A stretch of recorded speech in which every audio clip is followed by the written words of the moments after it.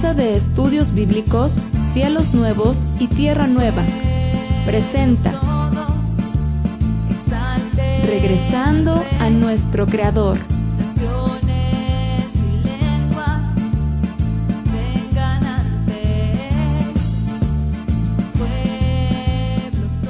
Hoy les presentamos Un Salvador porque nos perdimos.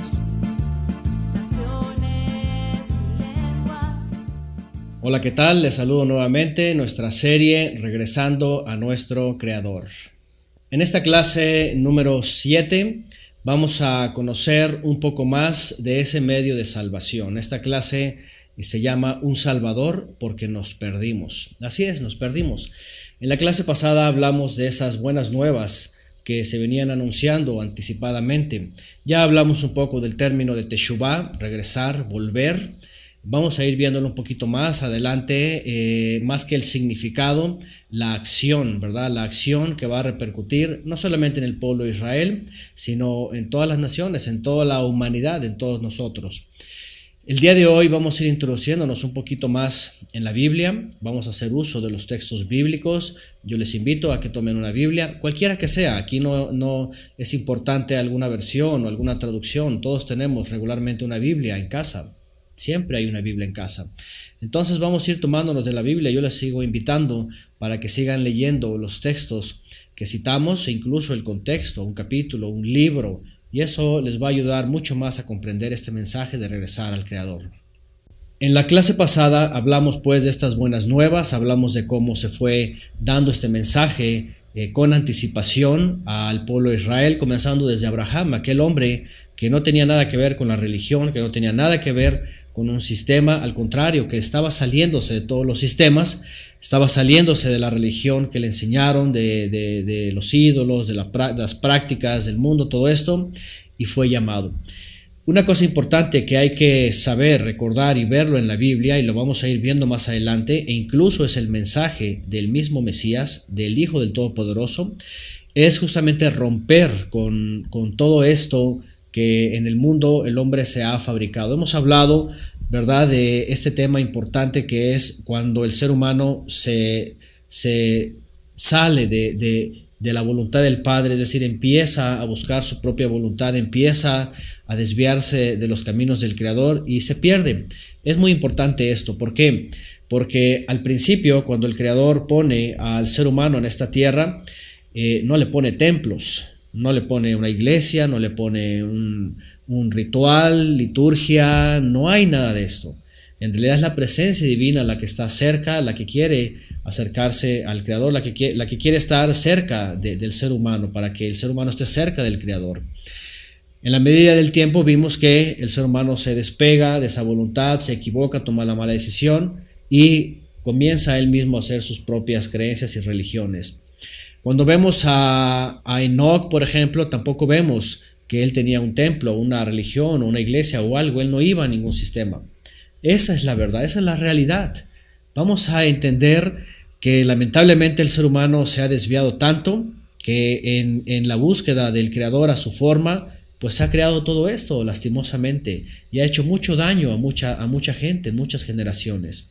Cuando vemos la vida de Noé, por ejemplo, personajes que hemos estado viendo, otra vez, él no vemos que es religioso, no va a ningún templo ni nada de estas cosas.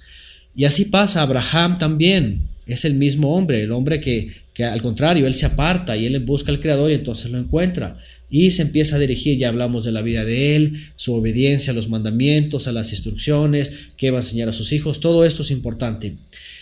Cuando viene su descendencia, sí recibe esta serie de instrucciones y el Creador quiere otra vez regresarse. Ya hablamos de esta parte, ¿verdad? Como el pueblo de Israel falla, comete errores también y llega un momento en cada uno hacía lo que bien le parecía.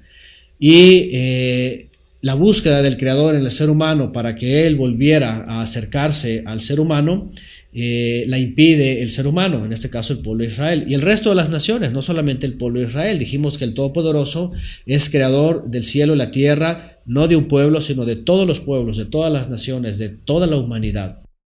Entonces tomamos al pueblo de Israel como punto de partida, como una referencia, dijimos, incluso como una señalización para nosotros, y para reflejarnos a toda la humanidad, y abrimos un paréntesis en la historia de la humanidad para que el Creador nos muestre por medio de este pueblo lo que realmente somos toda la humanidad. Importante es recordar, ¿verdad?, que así como Israel falló, también toda la humanidad fallamos. Bueno, ya estudiamos también que el Todopoderoso empieza a dar su amor a Israel, empieza a dar tiempo, le envía jueces, le envía profetas. Ya hablamos del mensaje de regresar, esta palabra shub, vuélvete, volveos. Y bueno, finalmente se habla de la buena nueva. La clase pasada fue muy importante porque aprendimos que esto que se conoce como evangelio, que hoy todo el mundo la conoce y que muchos hacen uso de esta palabra, no es otra cosa que volver a ratificar el pacto con el pueblo de Israel. Así lo leímos en Jeremías 31, del 31 al 33, y que las leyes ya no iban a ser impositoras para el pueblo de Israel. Es decir, el pueblo de Israel ya no iba a estar sometido, ¿verdad?, creyendo que era una obligación, puesto que, como lo hemos estudiado antes, los reglamentos de tránsito, todo esto, cuando es nuevo, cuando tenemos que cumplirlos, se vuelve una carga pesada. Realmente no es una carga pesada. El ejemplo que pusimos del automovilista, ¿verdad?, que ya conoce el reglamento, que lo tiene en su mente, en su corazón, que ya sabe que no tiene que cometer infracciones, realmente lo hace libre, lo hace una persona tranquila, lo hace una persona confiada cuando va operando su automóvil. Así es la vida.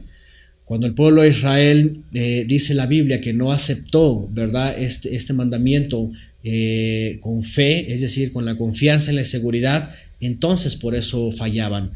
Pero cuando viene el Mesías, justamente viene a hacer esto, esta buena nueva que vemos y que finalmente se le recuerda al pueblo de Israel que iba el Todopoderoso a hacer una nueva alianza, un nuevo pacto, iba a ser que iba a romper nuestro orgullo, como ya hablamos también en clases pasadas, a romper esta capa que el hombre se creó a sí mismo, ¿verdad?, para alejarse del Creador, y entonces los mandamientos vienen a nosotros, a nuestra mente y a nuestro corazón, y entonces ahí es donde radica la libertad.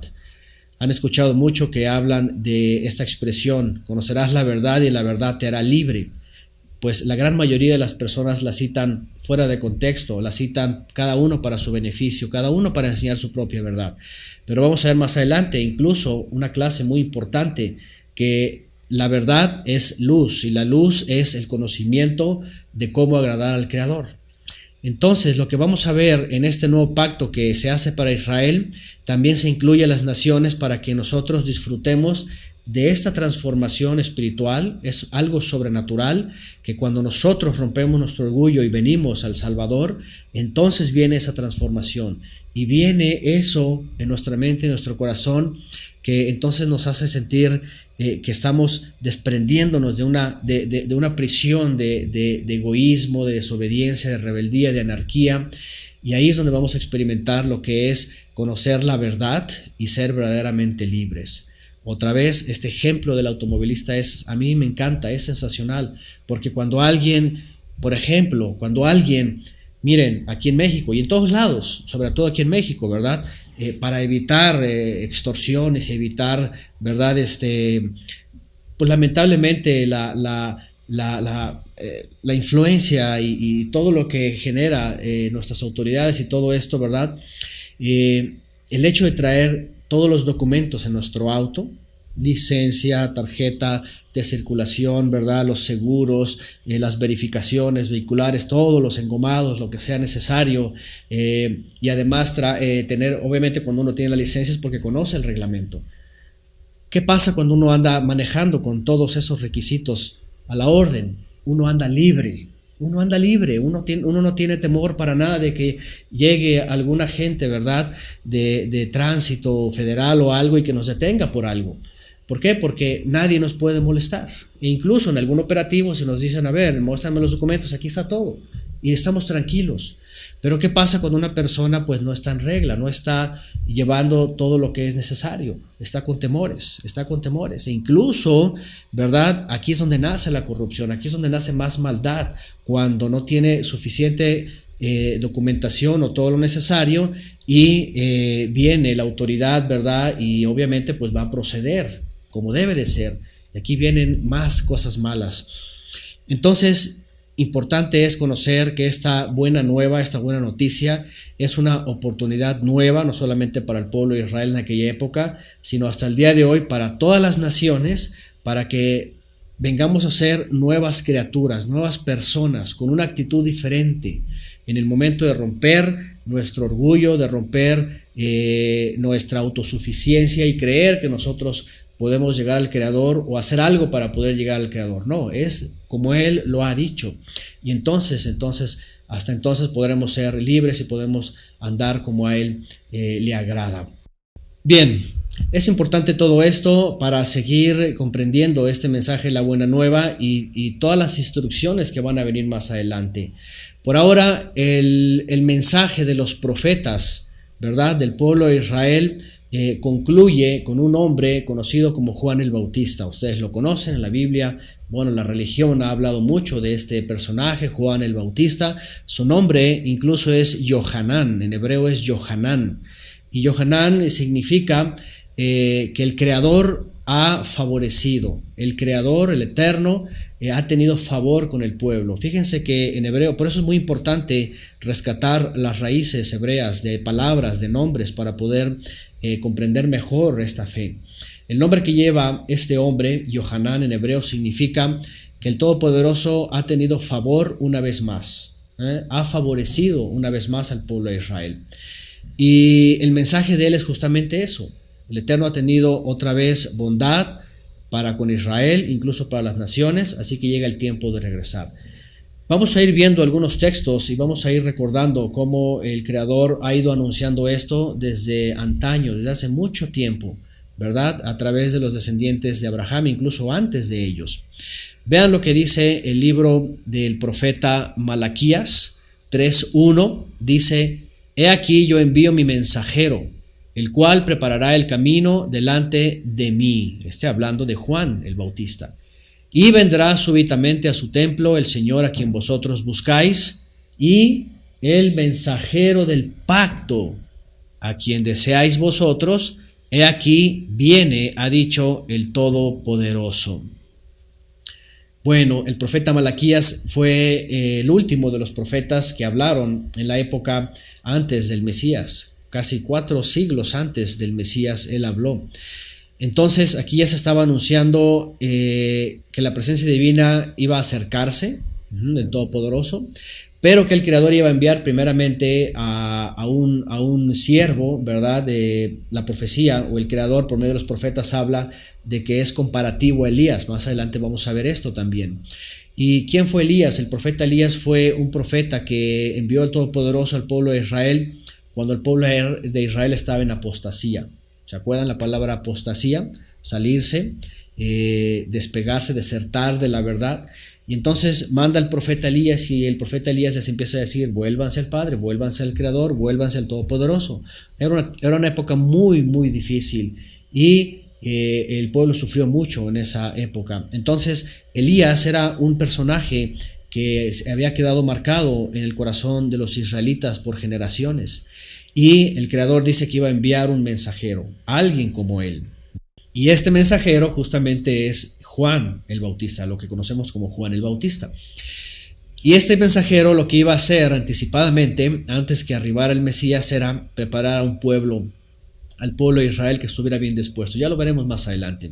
Ahora, recordemos que el mensaje no solamente para el pueblo de Israel. Ya dijimos que algunos dirán: bueno, esto es para el pueblo de Israel, o esto es para los judíos, esto es para los descendientes de Abraham. ¿A mí qué?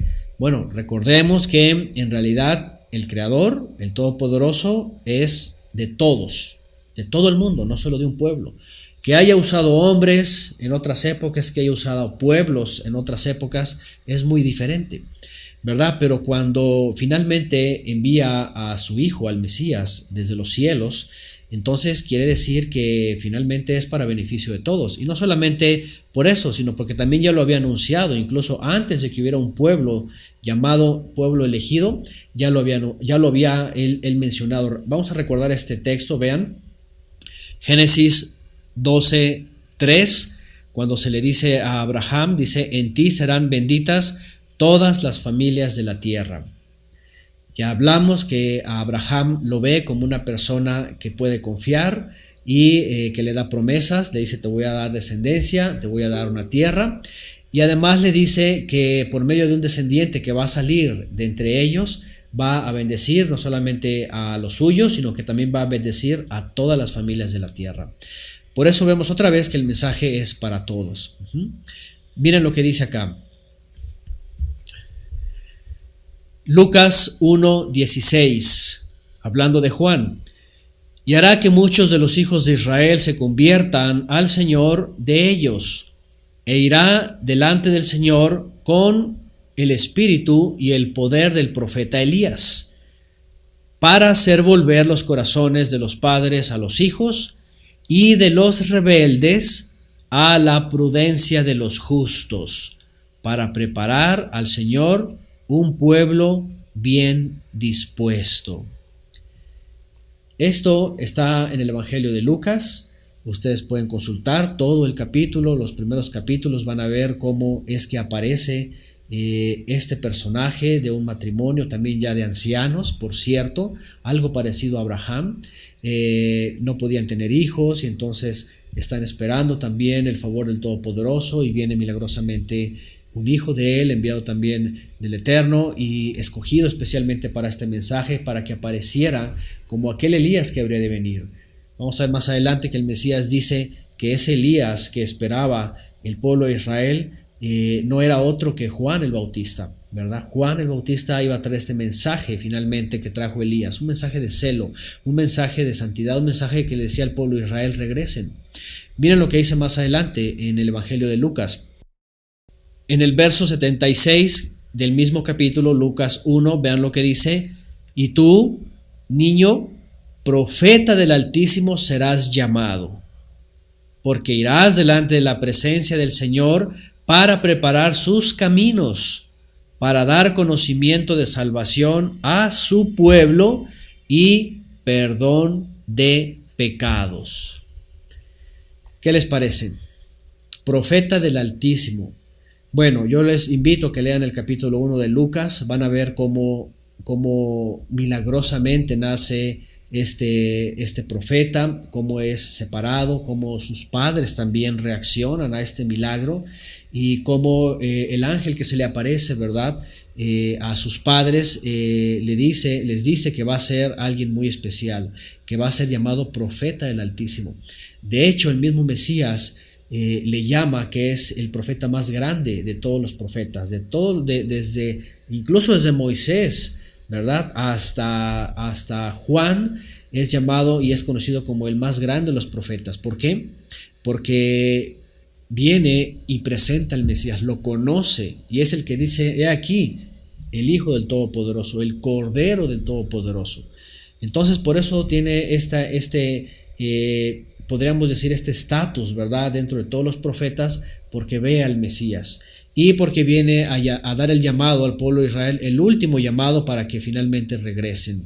Entonces, bueno, toda la profecía que ya estudiamos en parte la clase pasada, ¿verdad?, los profetas que decían al pueblo de Israel: vuélvanse, regresen al Creador, se viene a concretar en este último profeta llamado Juan el Bautista. No vamos a entrar en muchos detalles, yo les invito a que lean la vida de él.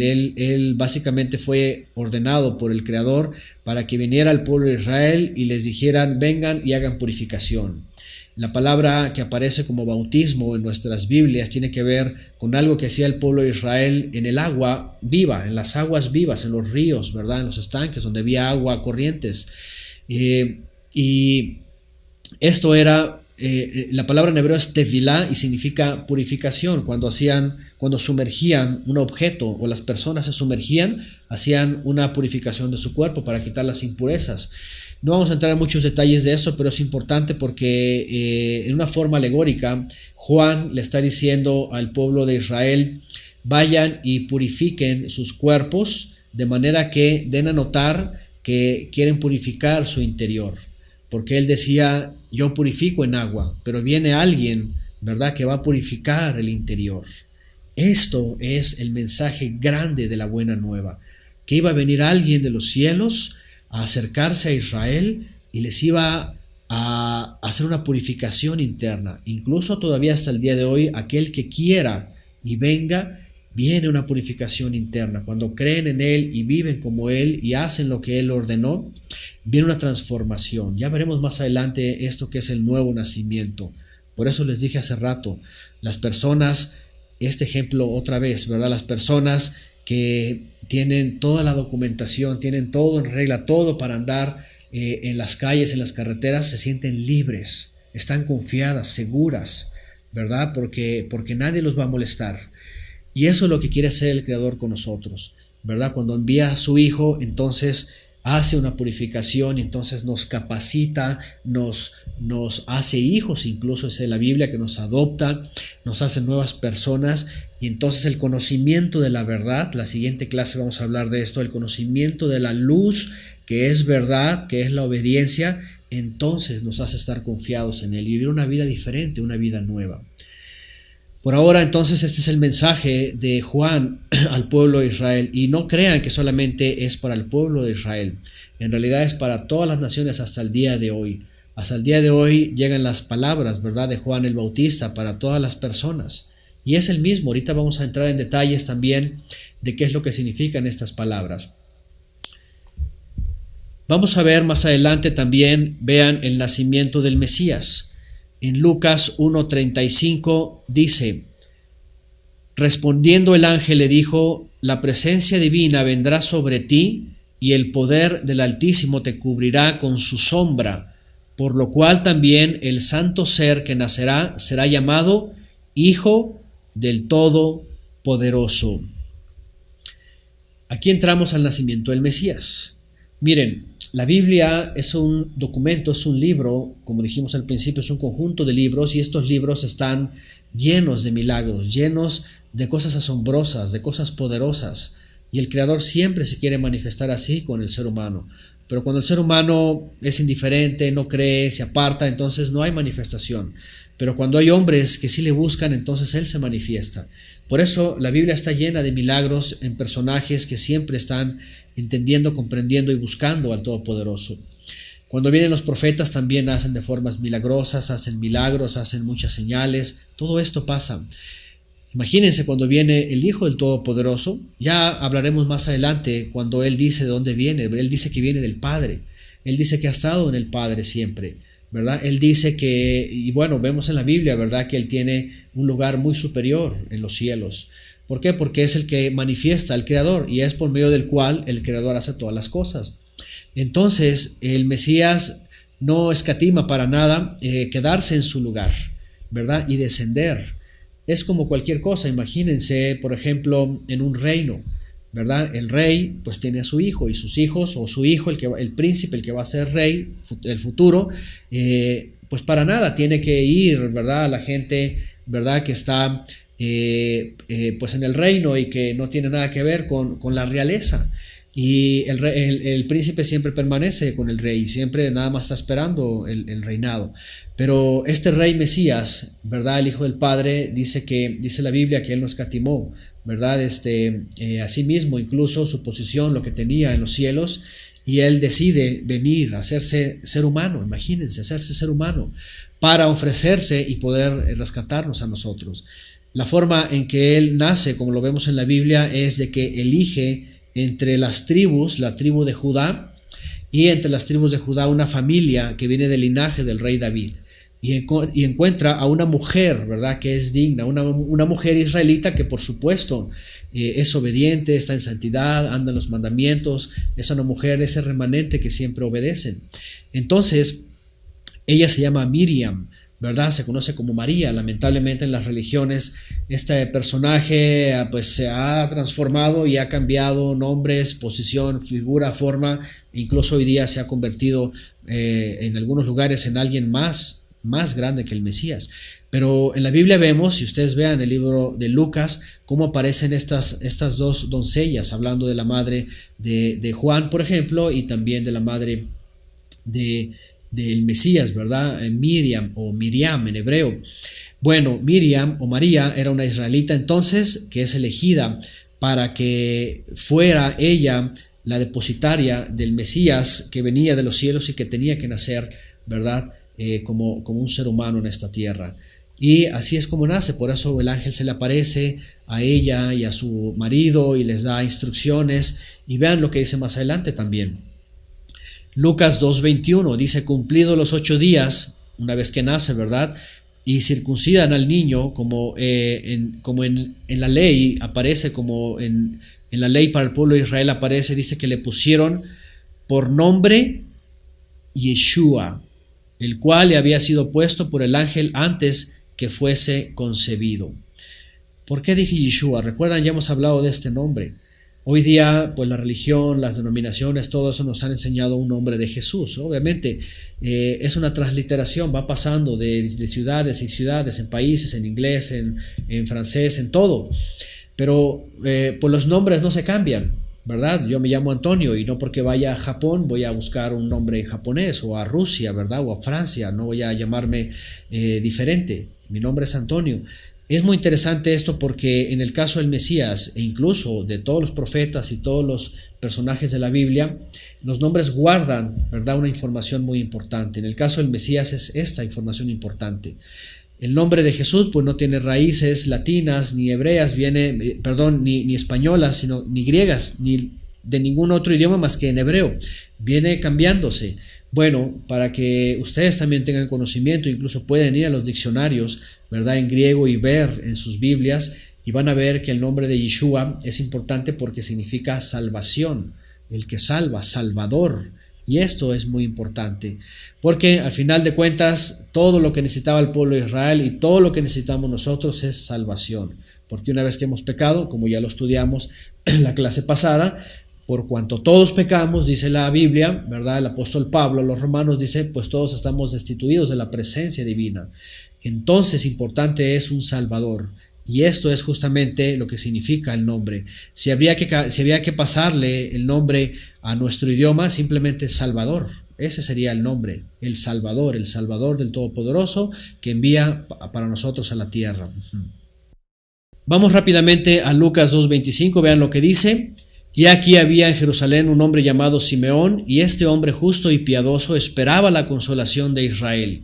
Y la presencia divina estaba sobre él, y le había sido revelado que no vería la muerte antes que viese al ungido del Señor. Y movido por la presencia divina vino al templo, y cuando los padres del niño Yeshua, el Mesías, lo trajeron al templo para hacer por él conforme a la ley, dice, él le tomó en sus brazos y bendijo al Todopoderoso, diciendo: ahora, Señor, despide a tu siervo en paz, conforme a tu palabra, porque han visto mis ojos tu salvación, la cual has preparado en presencia de todos los pueblos, luz para revelación a los gentiles y esplendor de tu pueblo Israel. Esto es lo que esperaba el pueblo de Israel. Miren, este hombre ya era grande, solamente esperaba, y dice que había recibido de la presencia divina una revelación de que él no iba a morir hasta que viera al Salvador. Y dice que fue movido por el Espíritu Santo, dicen las traducciones, que es la presencia divina, el aliento santo. Y entonces llega al templo, y cuando llevan al niño, ¿verdad?, para que cumpla todas las obligaciones como israelita, entonces dice que lo ve, lo toma y dice: este es el que va a salvar a Israel. Y no solamente a salvar a Israel, miren lo que dice el texto: luz para revelación a los gentiles y esplendor de tu pueblo Israel. Porque también dice: porque han visto mis ojos tu salvación. En hebreo es Yeshuateja, tu salvación, a tu Salvador. Así que importante pues el mensaje de los profetas que termina con Juan el Bautista, que viene finalmente a anunciar a el Salvador. Más adelante vamos a entrar en más detalles sobre este Salvador, sobre qué es el mensaje de él, para quién y cómo tenemos que seguir las instrucciones de él para conocer la salvación y poder regresar a nuestro Creador. Por ahora, muchas gracias y nos vemos para la próxima.